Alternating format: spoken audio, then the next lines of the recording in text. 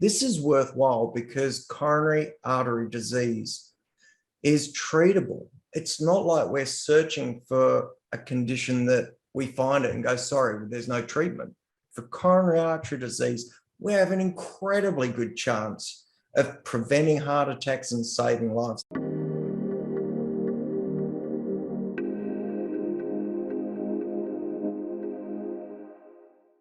Dr. Warrick Bishop, thank you so much for coming on the podcast. It's an absolute pleasure to have you here. Thank you for having me, Alex. Mate, I really like doing this podcast because it actually is a form of expression for myself. Sometimes things that are happening in my life seem to be in tune with some of the incredible guests that I've had on.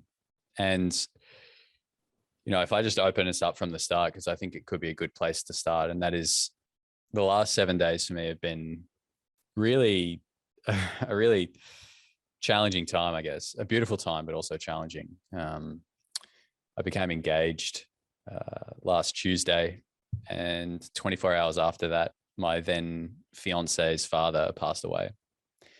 And yeah, it's been pretty emotional since then. And he passed away from a heart attack. He had heart issues. 15 years prior, he had a heart attack, and then this happened. And it's so many things. One of them being, it's just a reminder of the importance of what we're talking about today, because everything I do in health is to try and raise awareness of certain things, and the heart and everything about it is something that definitely needs to be talked about more. We need to talk about lifestyle factors. We need to talk about understanding when we're at risk of these kind of things. And so I thought, if we start there, start with, I guess, what happens quite regularly. In his instance, it was sudden cardiac arrest, but his heart also had troubles prior to that. And I just thought it very fortuitous that you were coming on the show today. So I'm guessing that you come across that thing pretty often, right? Well, Alex, a couple of things to say. First of all, I'm so sorry for the loss for you, and of course for your fiance. There is no words that can really describe the loss of someone you love in such a way. And as we have talked about previously, and as you know from my own work, my whole objective is to try and help people live as well as possible for as long as possible and prevent premature death from heart attack. So there is such a tragedy there. It's time lost, it's love lost. I'm almost tearing up thinking how much has been missed. He would have wanted to see you guys happy. And we forget the human cost and the emotional cost of heart attack. We're often focused on the statistics, and we hear stuff from the Heart Foundation, and we see that someone had a heart attack on the news walking out of the gym, and it washes over us because we hear it. But I can tell from what you've already described that you really represent the emotional impact that this has. And I've seen it, and it is, really part of my mission to try and stamp heart attack out.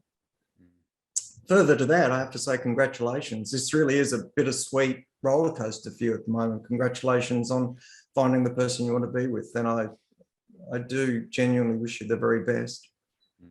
Thanks, man. Yeah. Having said all that, there's no question we should talk about heart health. And to a large degree, one of the things that completely confounds me is that our mindset around heart health really hasn't been formulated in a sensible way. We walk around, the population, when I say we, the general population, have no issue with thinking about getting their car serviced on a regular basis to make sure it's reliable and it works. And they do that even when the car's running well. And yet when we talk to people, when I talk to people about being proactive around their own heart health, the single most important engine in their entire life, the single pump that keeps them going for nearly 3 million beats, 3 billion beats, forgive me, 3 billion beats, people glaze over. I say, well, what are you doing to do the maintenance on your own heart health? And really, this is the platform we should be standing on, shouting from, educating from, and helping people from. Yeah, absolutely. I mean, how big is the actual problem that we're dealing with in Australia on a global scale? You know, like, is it 1 in 4 of us are likely to be diagnosed with cardiovascular disease? I suspect it's something along those lines. You're pretty close. In fact, it is numbers in that order. And to a large degree, the vast majority of the population will either see their demise through cancer, and that's not my area of expertise, or through cardiac-related illness, which is generally driven by coronary artery disease. Of course, there's different ways the heart can be affected, but coronary artery disease, which is for the layperson when the arteries or the pipes supplying blood to the heart clog up, this is the thing that kills most people. Now, honestly, Alex, the inertia to be proactive is enormous. And when I speak to people about this, some people say, oh, I don't want to know, which is extraordinary. And I say to them, well, do you put black sticky tape over the fuel gauge in your car because you just don't want to know? Do you just want to guess what's happening? It's somewhat extraordinary. The reality, though, is if we're looking at nearly 50% of the population affected by this, some people will also say, well, you've got to die from something. And I agree. The last thing I want to do is keep people alive when they're in a nursing home being fed custard, they don't know where they are, and someone's helping them toilet. This is not quality of life. That's not my objective. But the critical statistic, Alex, is that approximately 25% of all heart attacks occur in people under 65 years of age. I'll repeat that. I'll repeat that because I'm under 65 years of age and I can resonate with this.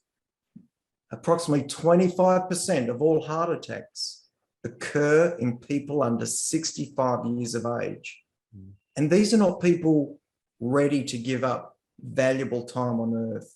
These are people who still have good stuff to do, have the chance to contribute, have love they want to share, have families they want to be with. They've still got things to do on their bucket list. They want to see the pyramids, or they want to take the caravan around Australia. This is extraordinary. And we are, to a large degree, complacent about trying to be really proactive in this space. And it saddens me and motivates me at the same time. Yeah, I'm such a proponent of having this kind of conversation where for so many of us, we're not seeing that like those last years of life, and we're not experiencing what happens if we don't look after the body for a long period of time, you know, and we're not really experiencing like that sudden loss of life from a heart attack that directly affects us, and therefore a lot of the time we're not taking the action, you know, because we're not seeing it. Whereas people like yourself, you're aware of it, you know, all the time, you know, and so this message needs to get out there. And that's why this conversation is so important, because, you know, in my business, I've seen lots of sick people for many years. I'm very, very motivated to look after myself because I don't want to end up in that position. And I imagine it's the same for yourself. I mean, you've been working with people for decades and you just know so much now. You can't, it's just, people need to know this, because if we're not experienced to it every day, it just doesn't, it seems to be this thing, this psychological thing. We're just not taking action on it, you know? The mentality to some degree seems to be, it won't happen to me. And we are also, I see this all the time, people are lulled into a false sense of security. I don't have a family history of heart disease, or my cholesterol's not too bad, or I exercise, or I eat well, therefore I should be fine. These are really, to a large degree, things that we would call associations, but don't define causation, and therefore can be wrong. Mm. And do you need me to clarify association and causation there? Let's go. Yeah, sure. Let me use a very simple example. And I've just given you some examples around heart health, and people will say to me, oh, yeah, I don't need to check out my heart because I'm fit, or I'm healthy, or I exercise, or my cholesterol's really good, or whatever. All right. Now, they're associations. To understand association and causation, let's move to a different sort of circumstance, and let's think about car accidents. So if we think about car accidents, everyone would agree that speeding and alcohol are closely related to car accidents. Now, here's the important bit. Speeding and alcohol are associations. They are not causation, because if speed or alcohol were causative, then every time someone sped, or every time someone drank, or every time someone drank and sped, they would crash, and that does not happen. And the flip side would be that if you do not drink and you do not speed, then you cannot have an accident. And that's just not true, because the causation for car accidents is far more complicated. It might be a ball running out onto a street. It might be the car in front stops because they sneezed. It might be you're playing with your phone. It can be many other things. And the causation for coronary artery disease is far, far more complicated than eat well, look fit, go to the gym, family history not there, blood pressure's fine, I should be okay. It is more complicated. And until we really accept that we can't predict based on those associations, and I've just explained you can't predict who's going to have a car accident based on associations, can you? You can guess in a population which population is most likely to run into problems, but you can't define who will have a problem. As soon as you recognize that, for us as individuals with our hearts, we go, okay, well, how do we go beyond those associations? How do we really figure out what a real risk of heart attack is for this individual? So what are the causations then, if it's not as simple as some of those more basic lifestyle factors? So here's the lowdown honest truth from your local cardiologist. There's a very good chance I may be one of the most experienced and fortunate enough to be in the area of very close relationships with the people who are driving knowledge around coronary artery disease. I'm very closely related to these people. And what I often say to some of my patients, Alex, is I'm probably the most knowledgeable person in this space of coronary artery disease who you will ever meet. And I can tell you with all honesty, I do not understand the process. So if you find someone who does understand the process, please get them to educate me, or they are pulling your leg. And the process is outrageously complicated. As soon as we start to think about plaque buildup or cholesterol buildup in arteries, we know, for example, that we see people with high cholesterol, really bad arteries, but we also see people with high cholesterol and good arteries, and vice versa. We see people with low cholesterol and really good arteries, but we also see people with low cholesterol and really bad arteries. And so cholesterol, for example, as an association is not holistic in its explanation. It doesn't cover all bases. So then we have to tease it out. Things like blood pressure are really important. Smoking is really important. Exercise is important. Don't get me wrong. Age is important. As you get older, the risk of heart attack increases. Family history is important, but none of these pin down the causation. And when we look at coronary arteries where they rupture and cause death, it's a focal process. One area within an artery becomes affected, and we don't know how to predict that. That may be related to all sorts of things, such as even the course that the artery takes down the surface of the heart, for example, bends and twists. It's very complicated. And is this partly due to the fact that we can't really kind of like open up a heart as it's working and watch how cholesterol builds up and how plaque builds up over time? Like, it's just very hard to get that data, I imagine. Like, we're just looking at people once we've passed or whilst we're doing surgery on them. But to see how that works over time, I imagine we can't really get that information.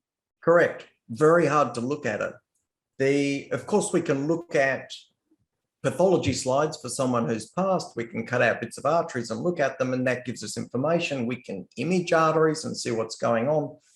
But the actual occurrence right at the place where plaque builds up, we don't have a mechanism for tracking that. And to be honest, I think what actually happens is that there's a number of associations which, if you like, create an environment for plaque formation.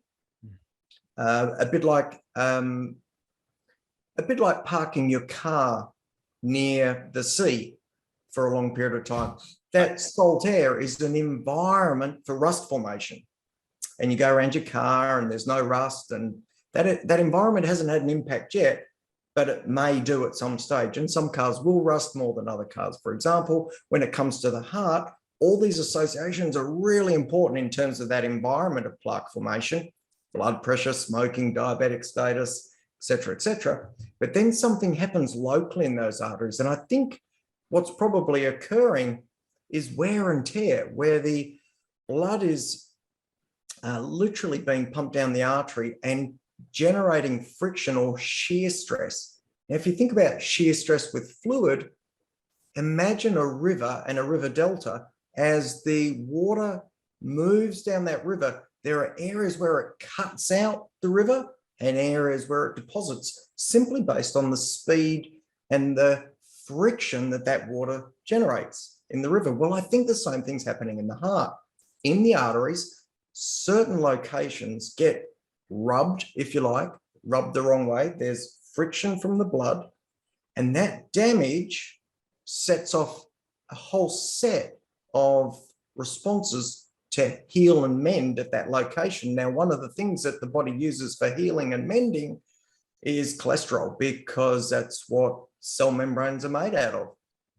But it's even more complicated than that, because the cholesterol that gets there, cholesterol doesn't float around in the body as cholesterol. It floats around in the body in these remarkably intricate particles that we call lipoproteins. Now, lipoproteins, imagine a Ferrero Rocher, are these prickly round little things that in the middle carry cholesterol around, because cholesterol just of its own in the bloodstream is non-soluble, which means it's just like cream in milk. So as we stood for any length of time, cholesterol would just float up to our heads.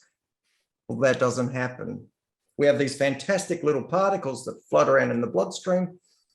Now, the interesting thing is they've even demonstrated that these particles, which are made out of proteins, have different structure between different individuals, and those different structures increase the predisposition or not to those particles sticking in the arteries and giving up their cholesterol. Have you got a sense of how complicated this is? I've got a sense of how wonderful the body is. Magnificent. It is magnificent. So it's interesting. I guess and here I guess in lies the problem, is that I've never really thought about it in this sense. In my mind, I'm like, okay, I've got my heart, I've got my arteries, and I'm born and they'll grow with me. But once I get to full adult size, that's it. And then they're slowly just wearing away. But of course, they're going to wear away pretty quickly unless the body has some sort of repair mechanism, which is what you're suggesting that actually the cholesterol is here to do. I'm sticking my neck out a bit. I don't think there would be a hypothesis that would be accepted broadly that it's a healing mechanism, but it sort of makes sense in trying to understand why we get focal issues within the arteries. Why would it only be, we literally talk of we literally talk of a plaque in the arteries at the very beginning of the major artery down the front of the heart. We call that artery the left anterior descending. But we find cases where there's one plaque in an individual, and that plaque is at the beginning of that major artery.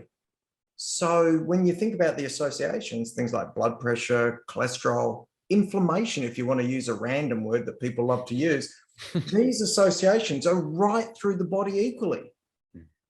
And yet, 1 centimeter of plaque at the proximal LAD occurs with such frequency, and the rest of the arteries are completely clear. It occurs with such frequency, it's being given a name, which is the widowmaker, because it's a cause of sudden cardiac death in relatively young men. And so there's something to do with the angle of that artery, something to do with wear and tear in that particular spot that just drives cholesterol buildup and formation and eventually a ruptured plaque. So what are some more of these associations? You've mentioned some being diabetes and things, but what are some of these others? And perhaps what are some of these ones that people may not be aware of, for example? Well, to get caught on the association steers us away from actually figuring out who's going to have a problem. But there are a number of things. We look at subfractions of the cholesterol particles. So there's different subfractions and carriers of cholesterol that represent higher risk. There's one called lipoprotein little a, for example, and cardiologists who are looking after individuals with a bad family history of premature coronary disease may well investigate for this. Personally, I think things like insulin are quite important, and insulin resistance, and therefore keeping weight down. And these are this raised insulin resistance is something we'd see in pre-diabetics and diabetics, particularly if they're carrying too much weight. But the standard associations like age, male sex, because men seem to run a course 10 years earlier than women, is important. Family history is important. Cholesterol levels are important, and blood pressure, of course. So, you know, we pull all these things together, but they're really good as a population-based tool. They don't help us in a predictive way in the individual. There's a disconnect there. Yeah, no, I totally understand that. So then if we're talking individual, for example, and I'm particularly vigilant about it now because I think, wow, perhaps if I'd known more, you know, maybe I could have helped someone. And so, yeah, how does it differ for an individual? Like, what are the sort of things that you typically look for or ask about? So let me take you through a scenario. Imagine a 50 to 55-year-old male came to see me for a consultation. I'm a cardiologist and I'm interested in prevention. And a local GP says to a gentleman 50 to 55 years of age, I want you to go and see Warrick to see what he thinks about your cardiac risk, your risk of heart attack over the next 5 to 10 years.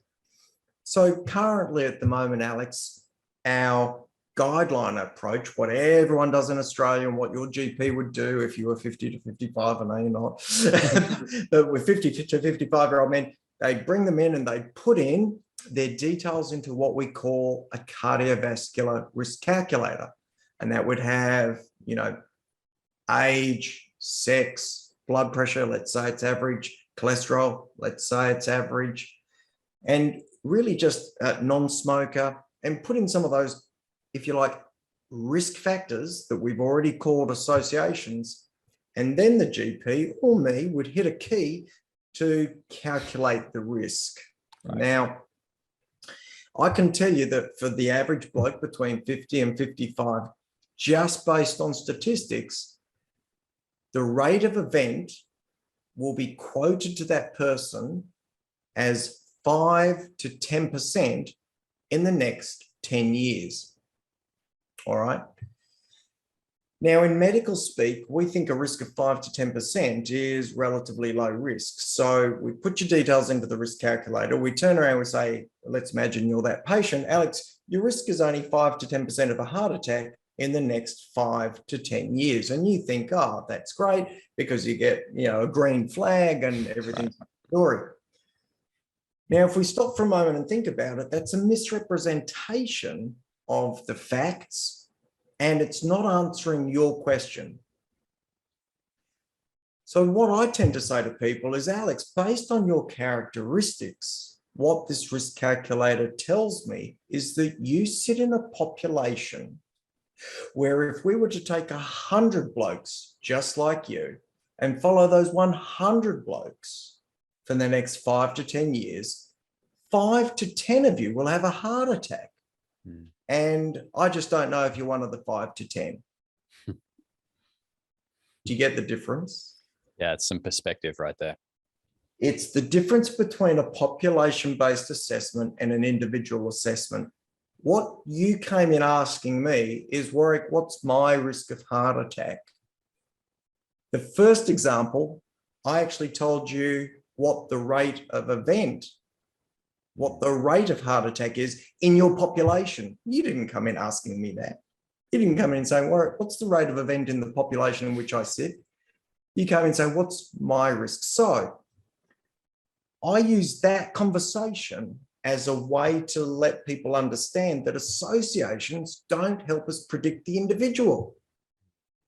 Those associations tell us 5 to 10 people are going to have a heart attack. Put yourself in a room of 9 other people with the same characteristics at 50 to 55 years of age and look around knowing one of you's going to have a heart attack based on statistics in the next 10 years. And then ask the question, would I like to know who that is? It's a no-brainer. So my area of interest, Alex, to a large degree, and this is reflected on my website and the books I've written, is that I believe there's a real role for taking those individuals at about that risk level and putting them through a process where we literally directly scan their arteries, looking for the health of their arteries. By doing that while they're still well, we have the chance to find people with rusty pipes, and we can put in strategies to mitigate their future risk. We can find people with purely healthy, wonderful pipes. We can reassure them and say, come back in 5 to 10 years and we'll check you again. But we can suddenly start to be precise about the individual and make the best management choices for those people to either mitigate their future risk or reassure them that what they're doing at the moment is the right thing. And I guess part of that message would it be, let's say they do have good pipes, keep doing what you're doing, right? Don't change what you're doing. As long as they're doing the right things. I mean, if they were smoking and overweight and pre-diabetic, you'd still have a chip at them in actual fact. So you'd say, look, this will catch up with you. If they're hypertensive, you'd treat that. But it's so valuable to know this information. And the technology is cardiac CT. So CT scanners now are advanced enough where the majority of CT scanners can acquire images fast enough to take a picture of the beating heart. Now, we could never do this 20 or 30 years ago with our early CT scanners because they could only take a small slice of information at a time. Now, the heart's about 15, 16 centimeters vertically. If we can acquire that very quickly with 1 sweep or 2 sweeps, we can literally freeze the heart and get these fantastic pictures. And by looking at them going, yep, you got a problem, we'll fix it now before you actually find this problem in the middle of the night, at 2 o'clock in the morning, and get rushed to hospital with your heart attack. So it's an incredible opportunity to change the future for people. Oh, absolutely. I love that. So you're saying 50 to 55, particularly men, but I'm guessing also women, get in and get a CT scan, get it checked out? Yeah. At least have the conversation with your GP. And in my perfect world, a bit like we get a bowel, blood, fecal occult testing kit in the mail at 50 years of age, right across Australia, I think it would be sensible for us to be imaging men at 50 years of age and women at 60 years of age as a routine. I mean, we do mammograms, we do checks for bowel cancer, we do skin checks, and yet the thing that kills more than anyone else, heart attack, we don't check it. And so it's not a guideline yet. but it is such an important conversation. And I've got, as you are probably aware, I've got information on that on my website, and I've even got facility for people to go through a free heart check. If they're the right risk level, appropriate risk level, they can then follow through and order a virtual heart scan consultation online. So they don't even have to leave home. They can get a test organized for them located at any major centre in Australia for about $300 and get the process going. It's ridiculously simple. I love that. When you're having a conversation with someone who has a CT scan done, we get that amazing picture of the heart, look at it, and there's some concerns. What does the conversation typically look like from there? Like, let's use me as an example. I'm not 55 yet, but I will be one day. And something comes back, maybe the widowmaker is starting to show some signs of plaque, etc. What does that conversation typically look like? Look, that's a great question, Alex, and it's I'm going to try and share that I do have just a tiny bit of compassion when I'm dealing with people, because I just know they're human, right? So first of all, nobody ever comes in wanting to find that there's anything going on in their arteries. Full stop. Yeah. So when I find something, at times I get people who are disappointed or sad or upset or even confronted. Sometimes we find high risk features in individuals, or even very high risk features, and they're confronted. Now, remember, we can see loss of health as loss of something else. And we can go through the grief process with health when we think it's taken away from us. So some people will get this grief response, think, oh no, I'm not perfect. Well, of course, if you think it through, about 30% to 40% of people are going to die from coronary disease, it's a bit of a no-brainer that it would be a surprise if you didn't have anything in your arteries as a 50 or 60-year-old bloke. Right. So first of all, you've got to put it and contextualize it. So one of the things I try and be is as positive as possible and let individuals know that, yes, we found some stuff. And I agree, nobody ever wants to know there's stuff in their arteries, but let's accept that it was always going to be there. We've now got this incredible opportunity to be forewarned and make plans for the future. I often say to them, it's a bit like traveling down the highway of life and suddenly seeing that in the lane you're in, there's a huge pothole up ahead. And now we've got a chance to steer around it. We can put in place the appropriate strategies to actually save your life. Now, here's the exciting bit. This is worthwhile because coronary artery disease is treatable. It's not like we're searching for a condition that we find it and go, sorry, there's no treatment. It would be wrong, actually, for all sorts of reasons. But for coronary artery disease, we have an incredibly good chance of preventing heart attacks and saving lives. I had a guy who was 45 years of age come and see me last year. This is a guy who was running marathons. In fact, he lives nearby and we've actually surfed together. Came in with his high cholesterol, said, I'm not sure about this. Should I be on statins or not? And I said, look, the best way for us to ascertain, what we should do treatment-wise is know what's going on in your arteries. Is your raised cholesterol putting stuff in your arteries? Is your raised cholesterol not putting stuff in your arteries? Well, the long and the short of it, Alex, was that we ended up scanning him. He had terrible arteries. He had surgery within 4 weeks, coronary artery bypass grafting. Wow. Some 8 weeks after his surgery, he came around, we went for a run together and he kicked my ass, I'm pleased to say. But think of the alternate universe. So disappointed we found stuff, but he's overjoyed now. He keeps sending me friends because he's now realized that opportunity to be forewarned, it saved his life. He had 3 children under 12 years of age. what if they'd lost their father? Yeah, I mean, everything that happens in life is a gift, even though we may not see it initially. And a gift was handed to him on that day, right? He learned something he didn't know. Yeah. So the conversation was good news and bad news. You got a lot of rust in the pipes. That's the bad news. But the good news is you're warm, you're well, you walked in here and we will save your life. It's like,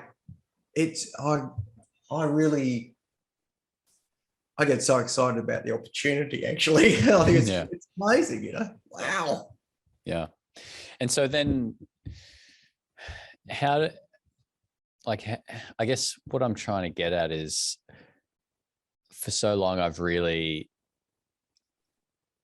people have heard enough about my journey. I don't need to go into it, but I've always been a big proponent around there's certain things that we really can avoid and do more of or do less of that's going to help. And in his instance, there's something that's gotten him to having rusty pipes at that age.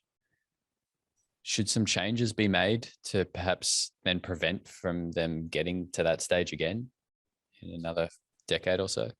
So as soon as we find that, Alex, we really we deal with those associations that we talked about, because those associations could really represent that environment.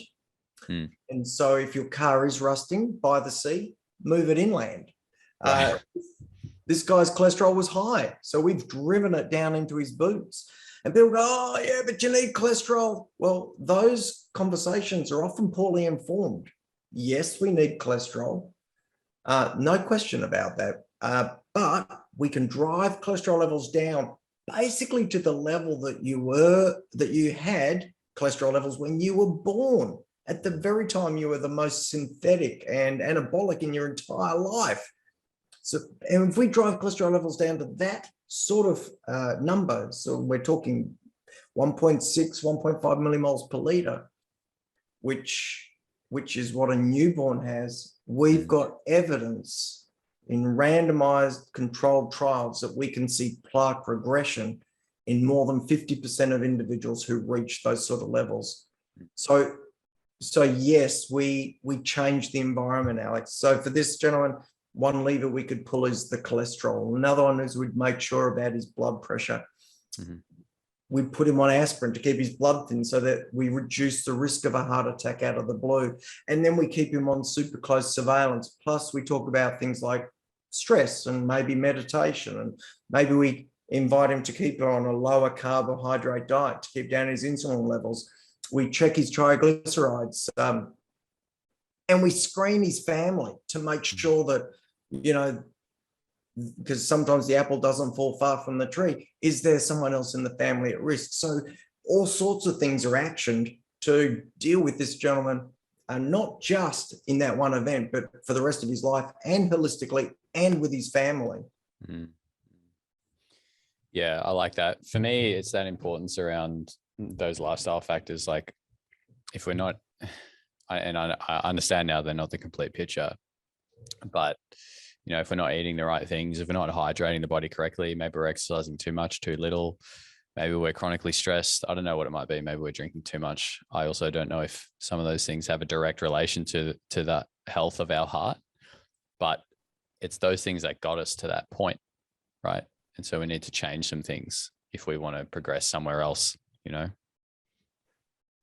It's complex, and there's behind some of that, there's no question that environment and lifestyle is important. I don't think anyone would ever argue with that. But the flip side, of course, is that there are genetic predispositions that really mean that these people, are touched by the greater propensity to put plaque in their arteries because of genetic predisposition. We talked about the protein structure of the lipoprotein particles, the little Ferrero Rochers. So changes in those will change the charge, the electrical charge, and therefore how sticky they'll be within the collagen, within the artery. The collagen's the sort of building fiber, the framework.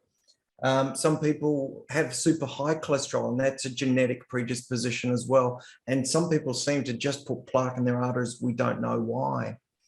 So there's definitely an interplay between, if you like, the genetics, the epigenetics, and the environment. And I think we have to be so careful to pretend that we think we understand coronary artery disease because we understand one aspect of it. I think that's setting us up for failure. There is such good data in traditional medicine space that we have to accept and recognize. I have no question and no doubt that the lifestyle stuff is incredibly important. And there was some great work done by a cardiologist called Dean Ornish. And for anyone listening to this who's done a sort of followed a journey of health without medication, then Dean Ornish's work supports that through lifestyle intervention alone, you can improve plaque in the coronary arteries. Now, Dean Ornish took a group of people and put them through a very strict diet, extremely strict diet, and I think it was vegetarian based. I'd have to go back and check on it. He put them on a very strict exercise program, and he put them on a very strict meditation program. And that took up about 4 to 6 hours in a day, but it worked in terms of stabilizing and reducing plaque in arteries. In his conclusion of this particular study, he said, I've demonstrated this works, but I don't think it's really accessible for the greater population who need to go to work and look after kids and various other bits and pieces. So go figure that. It's complicated. Huh? Yeah. Yeah, no, I appreciate that. There's a part of me that's like, no, but it is like, it's just change your life. But it's not that easy. It's not that easy all the time. If we move on from coronary artery disease, what is atrial fibrillation, and how is that a different kind of issue to deal with? What's happening in the heart when we're talking about that? Yeah, very happy to answer that, Alex. Look, I often use the analogy of the heart being like a car engine.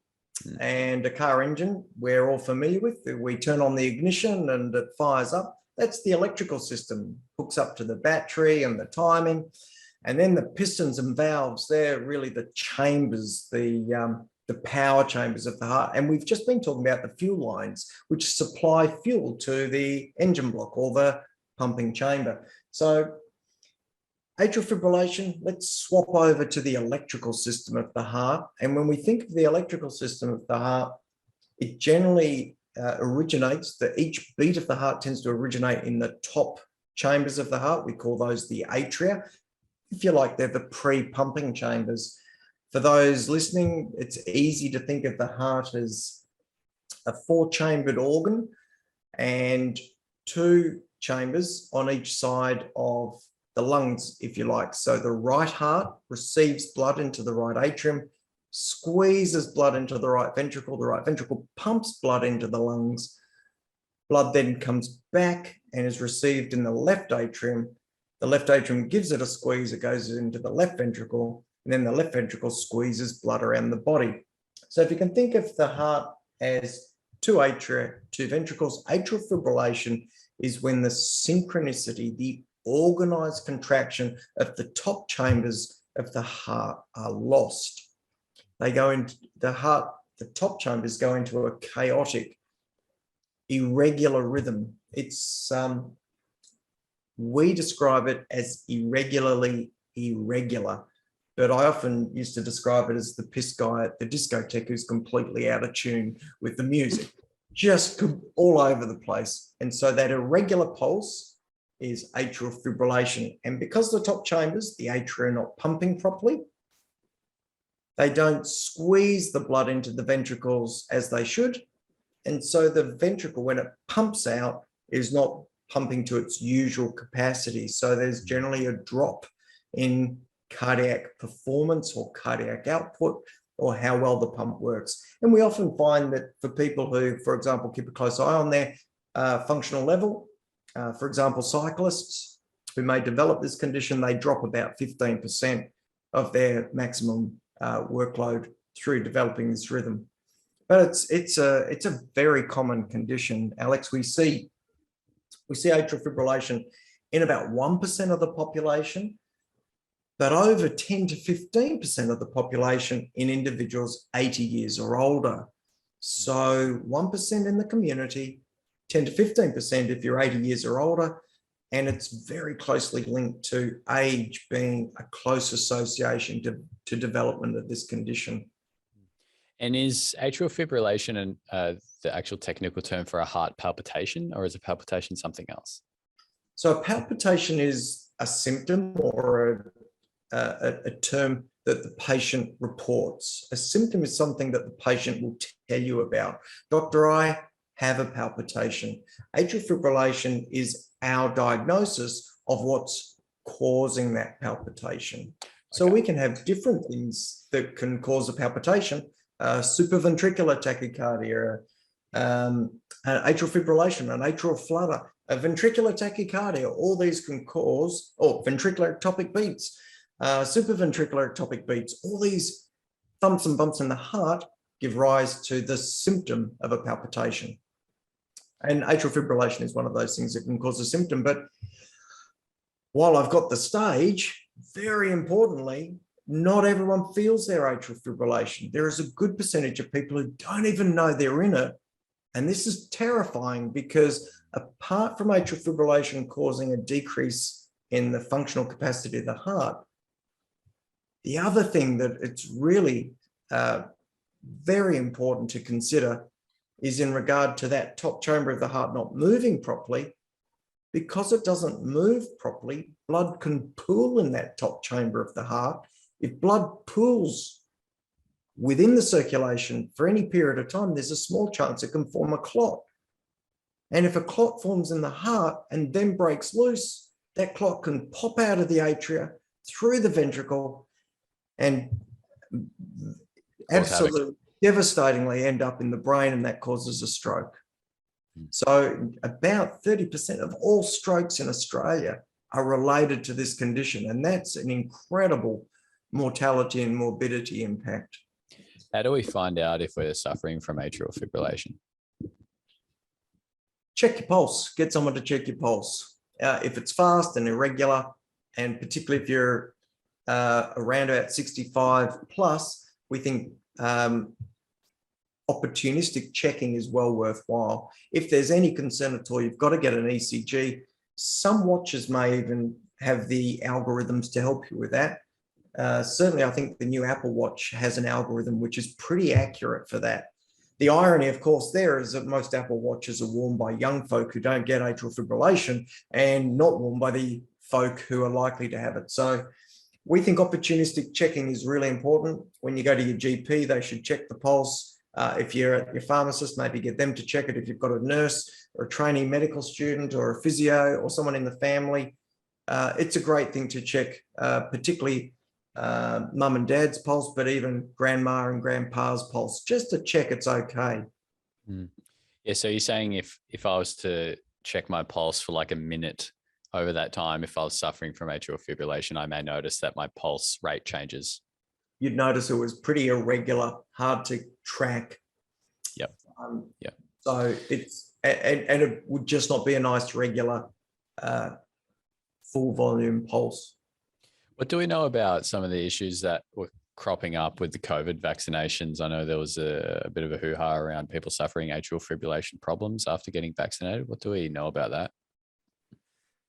So the vaccinations have been, obviously there's a couple of different types of vaccinations. I'm not an expert on vaccines. I have seen a number of people with vaccine-related side effects, so I can speak to that to some degree.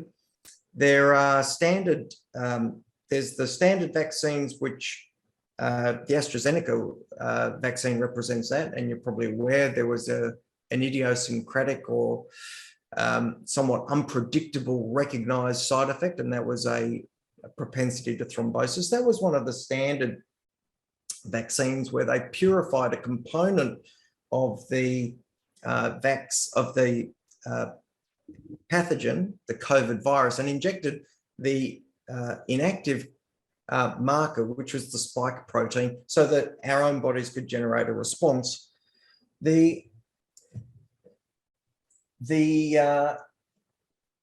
RNA vaccines were the ones that were linked with heart-related issues. As far as I'm aware, atrial fibrillation wasn't seen as a major problem.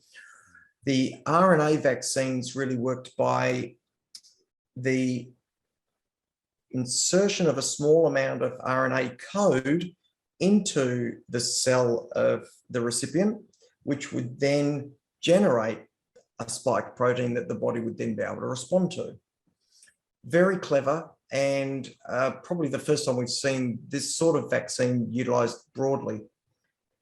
What occurred was that there was observation, particularly in the US, with young men receiving this vaccine, and they used that because of the risk of thrombus or blood clotting from the AstraZeneca vaccine. They found with young men, particularly in the military, that they were getting symptoms related to chest pain, and those symptoms were found to be an inflammation of the sac around the heart. The sac around the heart allows the heart to move within the thorax, within the chest, without rubbing up against stuff. And that sac is called the pericardium. Peri meaning around, cardium pertaining to heart. And it's a sac, easy to imagine if you had a bit of saliva in a balloon, a party balloon, that balloon slides, the surfaces of that balloon slide, and the pericardium is just like that.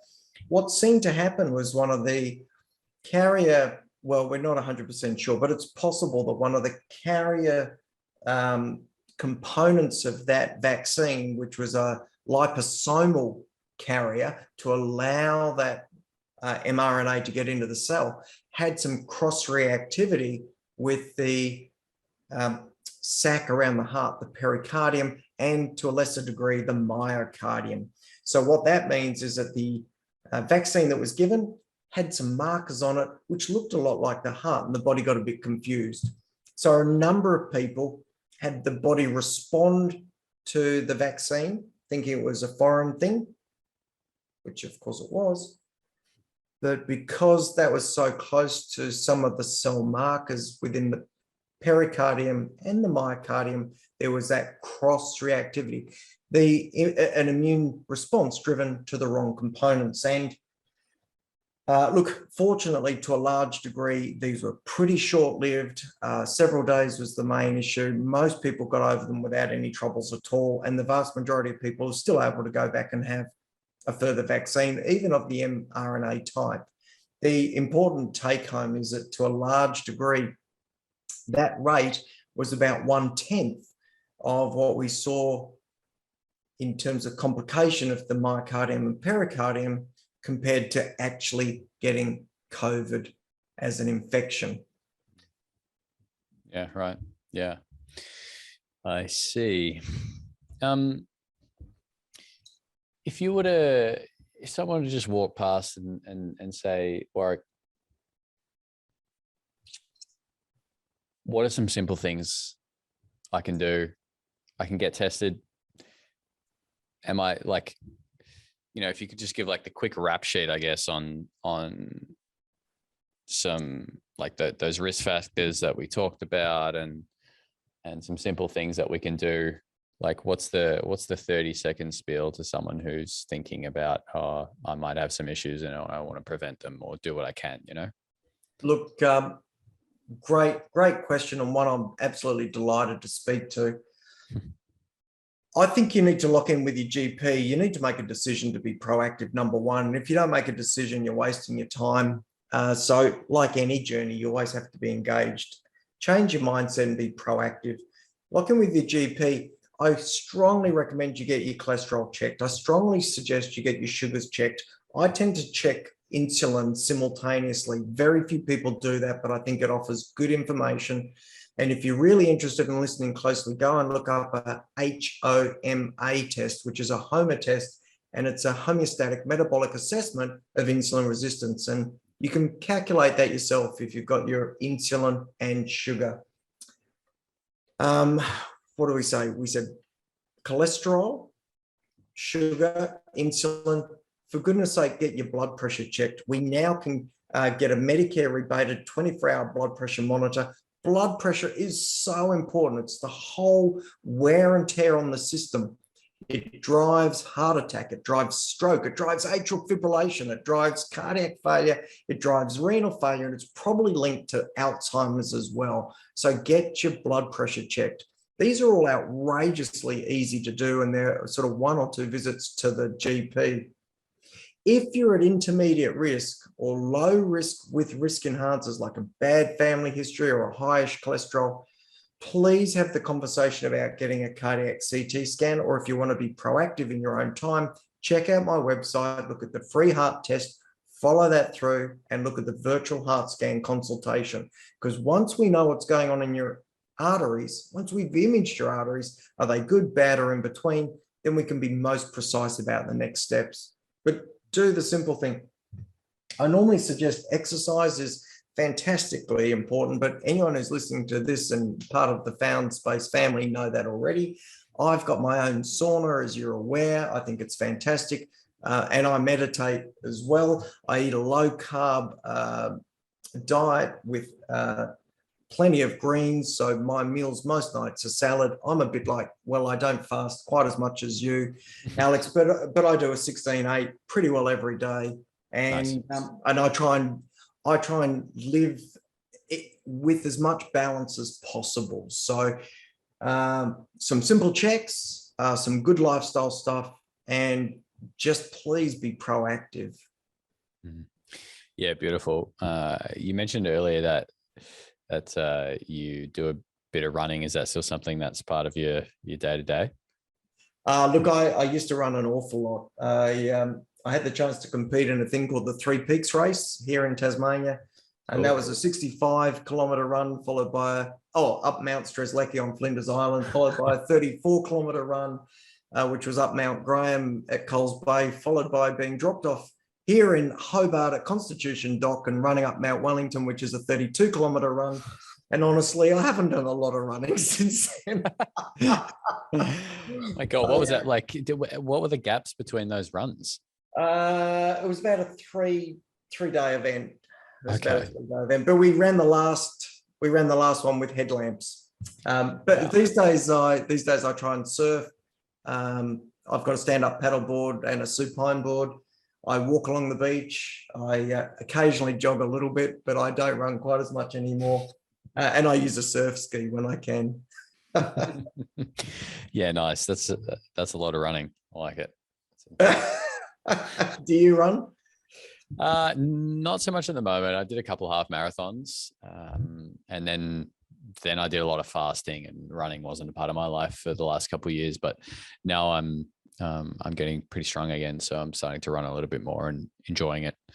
So, look, if I could speak to exercise momentarily, for anyone listening, my advice with patients is find what you enjoy doing from an exercise perspective. Don't go and do something because you think you have to, because it'll drive you nuts and then you won't do it. If you don't enjoy your exercise, you won't look forward to it, and you've got to look forward to it because it has to be part of your life. So true. Like, find something that you really enjoy doing and just do it. You know, I was saying to my friends the other day, they were asking me like what I'm doing for working out at the moment. And I said to them, well, each morning I wake up and I meditate for 20 minutes. And then I either go to the local bouldering gym, which is a bit of a thing I'm into at the moment. And I'm doing that every 2 days. And on the days in between, I'll either go for a surf or I'll go for a bike ride. And like, I just enjoy that. And through that, I've actually gotten stronger. My fitness has increased. But then a couple weeks ago, I started doing some like fitness classes and just realized like, I just didn't have the excitement to go to them. Like, yeah, it's great. Yeah, I'm doing some strength training. That's important. Sure. Yeah, I'm doing some deadlifts and some squats and things. Awesome. But I was struggling to find, yeah, exactly. Yeah. I was struggling to find that excitement to go. And I just thought, you know what? No, I'm not going to do that. I'm just going to keep doing what I was doing because it was working and I was having fun. I was moving my body and I was having a sweat. And one day I might even know how to surf, but you know, it's fun. And I think that's important. So very good point. Warrick, what else did you want to share with the listeners? Where can they find you? What books can they purchase from you? And what are you working on at the moment? Look, I'm pretty easy to find. If you Google Dr. Warrick Bishop, my website will come up, which is DrWarrick. So it's an unusual spelling for Warrick. drwarrickbishop.com. Very easy to find. I'm CEO of the Healthy Heart Network, and through that we provide support and educational material, particularly this journey through getting your risk organised and sorting out your cardiovascular risk and managing it appropriately into the future. I set that up really because I realised there was a gap between what I believe is the best care that an individual can have in this space and what most people are getting. And so we've got courses and information to support people through that. If people are interested and they're that intermediate risk category, 5 to 10% risk of a heart attack in the next 5 to 10 years, or have risk enhancers, not sure what to do about their cholesterol, then they may wish to look at the virtual heart scan consultation, which they'll find through my website by taking the free heart check. I've got a number of books. As you're aware, I've got a book on atrial fibrillation. I've got one on cardiac failure. I have 2 on heart attack prevention. They're all available through my website. And I'm working on a book on cardiac rehabilitation right at the moment. That's coming to an end. And I'm putting together a book on cholesterol, which I'm going to call Cholesterol and Statins Explained, Understanding the Fats from Fiction. So just putting a dad joke in there in the title. And look, that's to a large degree, that's where I'm at the moment. I've got plenty of stuff happening for anyone interested in my podcasts. I've got over 200 podcasts, but I don't want to compete with yours there, Alex. Although they're quite different in style. Mine are a bit shorter, 10 to 15 minutes, and cover a very short or brief topic. Many people, I'm pleased to say, have offered really kind feedback on those podcasts. And again, they're available through my website. Yeah, no, absolutely. I mean, if you want some really good insight into anything heart health related, checking out Warrick's podcast is definitely the place to go. Can attest. Well, mate, thank you so much for coming on today. It's been an absolute pleasure. I've certainly learned something. I hope some of the listeners have, and hopefully I'll have you back on soon sometime. Look, I would love to come back and talk some more. There's so much to share, and even to remind people after some time has elapsed, please don't forget your maintenance. It's so easy to forget to look after your heart. On our cars, we have a little sticker on the window that tells us when we hit a certain number of kilometers, we should go and get checked, but we don't have that for ourselves. And it's been a pleasure sharing. I really do hope I've been able to reach out and give some people some information that could impact and make a real and meaningful difference in their lives. Thank you. Beautiful, mate. Cheers. Thank you. Cool. That was awesome. Thank you. That was probably the longest interview I've ever done. hopefully I wasn't drawing it out too long, mate. I thought we got into some good stuff there. There is such a lot to talk about. Yeah. A pleasure. I'm going to go off and get a cold drink. Can I offer 2 bits of feedback? This Please. is a customer, so rather than writing emails. No, thank you. I've got your infrared sauna, the glass one. Fantastic. I love it. Fits in the bedroom perfectly. Great. 2 bits of feedback. One is that the if I set it for say 25, it runs over. Uh-huh. So it seems to get hot. I don't know. It seems to heat up even when it's gone past the thermostat bit. I'm not sure if you've noticed that in any of the other units, or if it's I don't know. I'm just offering it there for you to. No, I appreciate that. Yeah. If once it gets to temperature, it puts the heaters on low, it doesn't turn them off. And so if you want it at a low temperature, it tends to creep temperature a bit. No, it's turning them off. But the temperature just seems to drift up. So, so my partner doesn't cope with the heat very well. So if her temperature that she can cope with, say 50 to 55, I'll set it at say 45, and I set it the way you meant to. Yeah. Then it'll drift up to 50 to 55. Okay. Does that make sense? Yeah. Yeah, that makes sense. Yeah, like you set it for 45, it'll get to 45, but then it'll still slowly heat up. You have the full spectrum sauna, right? So you can actually see. Yeah. So if the ambient temperature of the sauna is say 30 and I put it to 40, set it to 40, then the lights glow. It's very obvious. Yes. They're on. Yeah. No question. And then it'll hit 40 and those lights will drop off. No question about that. But it's still, the temperature still drifts up. I'm not sure if it's just because we're in it. I have the little vent open. It's not the end of the world. I just know how to use it. But I thought I'd offer it because it might be something you might think about. I might look into that actually. Yeah, no, appreciate it. Look, the other thing, and this might just be this is just a customer feedback thing that you might file away. Because I love TV. We're not recording. I love TV, and I work like a dog. And at the end of the day, watching a bit of Netflix or something is cool. We figured out obviously that we can connect our laptop to the speakers, which is fantastic, by the way. And we put our computer outside. Well, of course, the glass will. What's up? Yes. I reckon it'd have to be an easy thing to put the equivalent of a car rear window demister on the glass. Actually, of all the things that we're talking about at the moment in terms of product development, that isn't one of them. So I'll actually make a note of that. Yeah, so I don't want to be designing your your saunas for you, but what a cool, pretty simple fix, I reckon. A fine. You know the things that go on the back of cars. The little black lines that sit. Yeah, little black lines, red lines. Used to be silver, but it's basically a demister.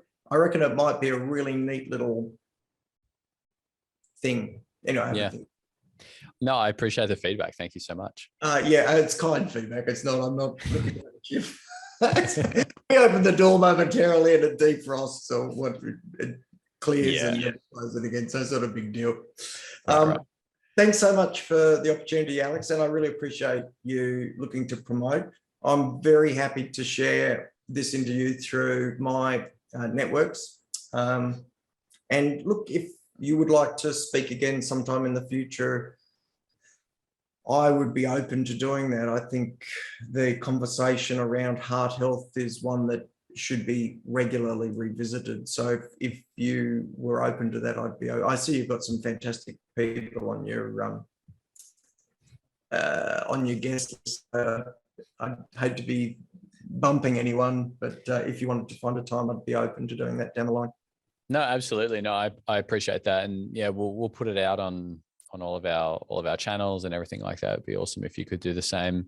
But most definitely, and if there's anything ever that you just want to reach out that I can help with, or perhaps other ways we can work together, just flick me a message, flick me a note, and we'll chat about it. I'm always open to that sort of thing. And I think down the track, another conversation in whatever format would be great, because like I said, I was certainly touched very closely by, the bad side of it all. So it's certainly something that's front of my mind. That's for sure.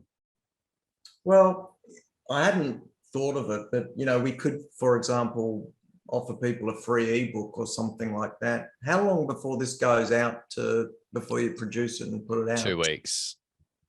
Yeah, okay. Well, maybe next time I do something, I could maybe see if I have something that we can include for people to download something free. Yeah. And that's good, because then I get their email address and I can follow up with them. If they've got an interest to do that, then they're obviously defining themselves as someone who wants to know more as well. Yeah, absolutely. And one thing I know from even previous guests who have had on the podcast, that people have reached out to them, whether that happens with yourself or not, I don't know, but it's likely. So hopefully something like that happens, and we'll link through to your website and everything when we send it out to our list, so people can click through and learn more about you that way as well. Thank you. How many does it go out to, by the way? I think now I want to say somewhere between 15 and 17,000, but I haven't looked at the list numbers recently. Is that the emails going out, or is that the podcasts being listened? That's the emails going out. So far, I think we've had about 8,000 listens to the podcast so far. So each episode seems to be getting more and more. And this is the first episode we've recorded this year, and we're putting even more effort into it this year. We've been getting some good feedback. People seem to like the episode. So the goal is to continue to build that audience and see where we end up. We're starting to be listened to in other countries as well. Getting a few listens in America and a couple random ones, but it'll start going out as well. Obviously we're opening in New Zealand in a couple months, so start to get a few more listens over there. So we'll see how it goes. For me, it's just about having conversations like we had, if we help just one person, maybe one person goes and gets a CT scan and learns something that prevents a heart attack that may have happened in a couple of years, then our job is done. That's what it's about. Absolutely. Look, I've had people contact me had someone write me a letter from Borneo, believe it or not, came across my book and said I'd saved her husband's life. That's what it's about. It's extraordinary. Look, again, thanks so much. Take care. Love your sauna. Love what you're doing. And I think it'd be really nice to, work on the relationship and maybe do this again. It seems valuable. Absolutely. Yeah, let's stay in touch, and I'll talk to you soon, mate. Have a good night. Look, again, so sorry for the loss of your fiance's father. That stuff it's just outrageously sad. Mm. Do you mind if I ask how old he was? He was 60, turning 63 this year. Yeah, so that's not old, is it? So he would have had his first event before he was 50. Yeah. So please don't take this the wrong way. And people never talk to me at parties because I'm too intense. Don't mean to be. I'm the same, mate. It's all good. I'm shocking at parties. I get people I'm like, intense, live your life. And so look, his brothers and sisters, they've got to be checked. Yeah. They should have a CT scan. His kids, I don't know how old his kids are, but if he's got any sons approaching 40 or daughters approaching 45, they should be checked. It's just a no-brainer. And the other day, you'll be aware Rod Marsh had a heart attack. Right. Months ago, I interviewed Darren Lehman, who had a heart attack on his 50th birthday and had bypass grafting. Do you not think Darren Lehman and Rod Marsh might have been in the sort of circles where Rod goes, oh, I wonder if I'm at risk as well? No, it's extraordinary. So with your father's family, can I invite you to be proactive and aware? Oh, no, absolutely. I mean, again, it just isn't spoken about. It's not spoken about. It's just like, oh, yep, Ian had a heart attack. Okay. Do you know what people do? They go, that's bad luck. That's just bad luck. Or they say stupid stuff like, so-and-so died doing what he loved doing. That's just bollocks. Yeah. No, when we can prevent this, think of that 45-year-old guy. He'll live a full life because of him coming to see me.